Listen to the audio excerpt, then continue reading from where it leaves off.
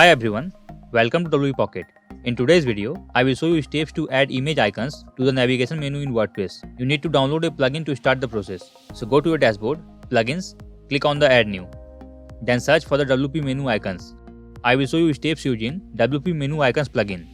You can also use this plugin. Steps for both the plugins are almost same. The advantage of the WP menu icons plugin is this plugin supports multiple icon set and also allows you to choose the color for the icons. Install and activate this plugin, then go to the appearance. Click on the menus.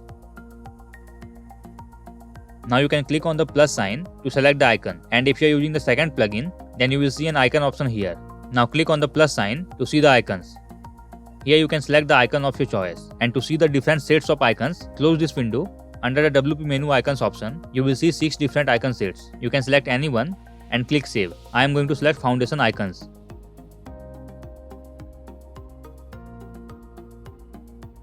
Now click on the plus sign again. This time you will see different icon sets. Search for the icon, or you can also select the icon manually.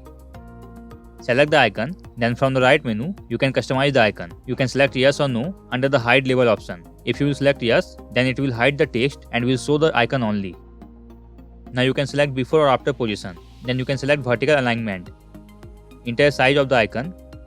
You can also select the color of your choice for the icon. Click save.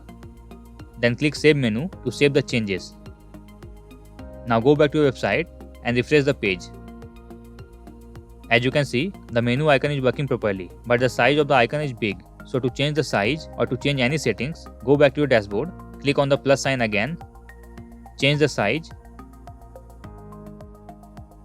click save, then click save menu. Now go back to your website and refresh the page. As you can see, the icon is working properly. Now you can follow these steps to add an icon to any menu. I hope you found this video helpful. Thanks for watching WP Pocket.